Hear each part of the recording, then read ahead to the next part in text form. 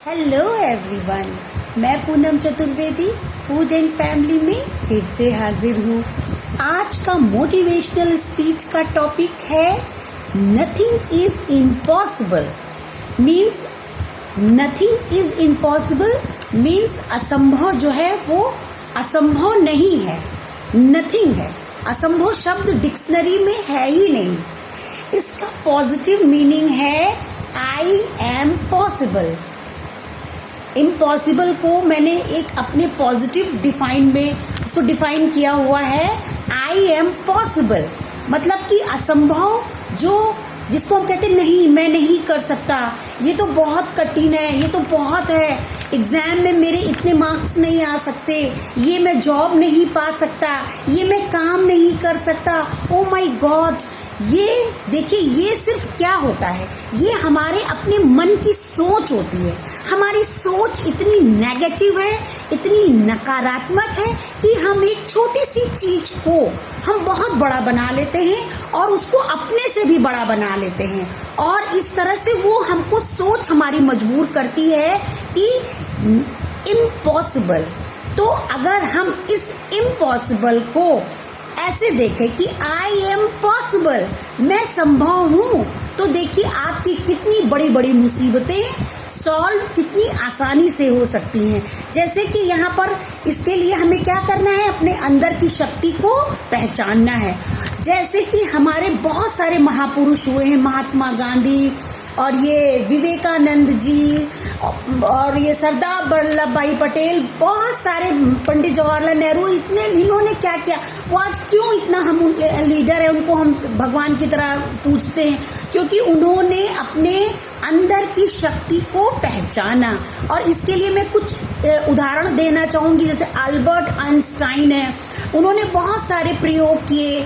Thomas Alva Edison का तो मैंने अपने मोटिवेशनल स्पीच में कई बार नाम लिया है कि उन्होंने बल्ब के आविष्कार के लिए कितने सारे प्रयोग किए और उन्होंने असंभव को संभव करके दिखाया।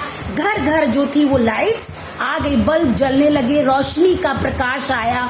इसके अलावा रविंद्र जैन, जिनको दिखाई नहीं देता था, वो अंधे संगीतकार थे और उन्होंने जब बहुत सारे गानों का, बहुत सारी बॉलीवुड मूवी का उन्होंने संगीत दिया। और इसके अलावा आपको याद होना चाहिए, हमें भूलना नहीं चाहिए कि उन्होंने रामायण का भी म्यूजिक दिया हुआ है। और जब रामायण एक टाइम पर आती थी तो सड़कें खाली हो जाती थी, रेलवे बस अपनी अपनी जगह पर खड़े हो जाते थे। लोग रामायण के इतने ज्यादा प्रेमी थे वो उसके। तो इस तरह से रविंद्र जैन ने म्यूजिक दिया, उनको तो बिल्कुल दिखाई नहीं देता था। हम क्यों आगे जाएं, हम सूरदास का उदाहरण क्यों नहीं लेते। सूरदास तो जन्मांध अंधे थे, उनको तो दिखाई नहीं देता था, जन्म से ही वो अंधे थे। और उनके लिए एक कथा प्रचलित है कि जब वो मंदिर में बहुत सारे लोग ऐसे बोलते थे, अरे आज तो वो कृष्ण जी के बहुत भक्त थे और वो कृष्ण जी के भक्ति भरे गीत गाया करते थे, लोगों को सुनाया करते थे। वो बहुत फेमस हो गए धीरे धीरे।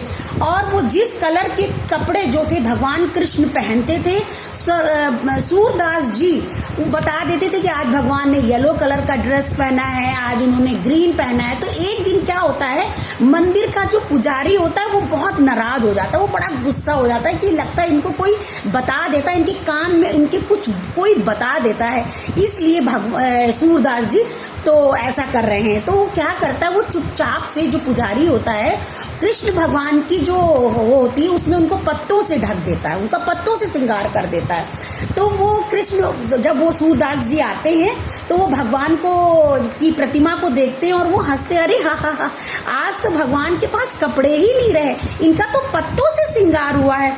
तो इस तरह से जो है वो जो मंदिर का पुजारी होता है वो क्या होता है, बिल्कुल असंभव रह जाता है, स्तब्ध रह जाता है कि अरे तो ये क्या था।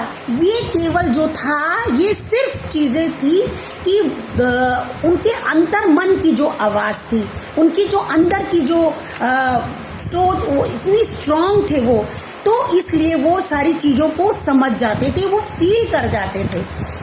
इसके अलावा हम आगे चलेंगे कि हमेशा हमें जो है जब इन सारी इम्पॉसिबल को हम पॉसिबल बनाने के लिए किसी कठिन राह को जब हम चुने तो हमें किन किन लोगों का सामना करना पड़ेगा, इसके बारे में मैं छोटा सा डिफाइन करना आपको चाहूंगी। सबसे पहले अगर आप एक स्टूडेंट है, उसने कहा कि मुझे तो इस बार इतने 90% मार्क्स लाने, मैं तो ला के ही रहूंगा, तो उसके आसपास के लोग बोलेंगे नहीं तुम तो ला नहीं सकते, तुम तो पास हो जाओ या अच्छे नंबरों से गुड सेकंड डिवीजन या 60% मार्क्स लो।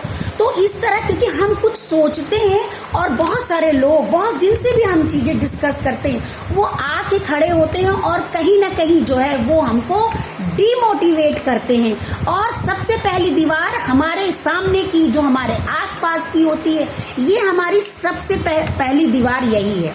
तो इसके लिए हमें हमेशा तैयार रहना चाहिए और हमें सिर्फ एक वर्ड बोलना है, ना तो हमें उनको उत्तर देना, मतलब उनको चुप रहना है, ना कुछ ऐसा जवाब देना, बल्कि मुझे सिर्फ एक क्वेश्चन करना है, केवल क्वेश्चन करना है, क्यों मैं नहीं कर सकता। ये वर्ड हमको बोलना है कि चाहे वो हमारी जॉब को लेके, हमारे स्टडी को लेके, कोई लेडीज है उसकी अपनी कोई थॉट है, अपना गोल है, या कोई भी है अपनी लाइफ में बहुत सारे, तो हम क्यों नहीं कर सकते, ये सबसे बड़ा क्वेश्चन है। जब ये क्यों करना हम सीख जाएंगे तो हमारी आधी प्रॉब्लम ऐसे ही सॉर्ट आउट हो जाएगी, हमारे अपने जो पत्ते हैं वो ऑटोमेटिक खुलते चले जाएंगे। अब इसके बाद जो दूसरी दीवार है वो कौन सी दीवार है, वो हमारे अंदर की दीवार है। वो अंदर की दीवार कैसी है, वो हमारी सोच की दीवार है, क्योंकि ये स्टार्टिंग जो होती है वो क्या होती है, हमारा मन, हमारी सोच कैसी होती है। जब हम सोचते हैं, जैसे कि कभी मैंने अपनी लाइफ में एक टर्निंग पॉइंट लिया था, अरे ये कैसे होगा, लेकिन क्या हमारी सोच इतनी अच्छी थी कि नहीं मुझे तो ऐसा करना है, अपने बच्चे को एक मुकाम हासिल करना है, हमको अपनी जो भी मेरी स्टडी है उसको हमें एजुकेशन को लगाना है, उसको एक लाइन लेंथ पर ले जाना है, मैं क्यों नहीं कर सकती, मैं कर सकती हूँ। हमें सबसे पहले लोगों के आंसरों को चुप करना है कि क्यों नहीं मैं कर सकती। नंबर 2, मेरी जो सोच होती है, जो मेरी अंदर की सोच होती है, इस दीवार को क्या करना है, ब्रेक करना है, तोड़ना है।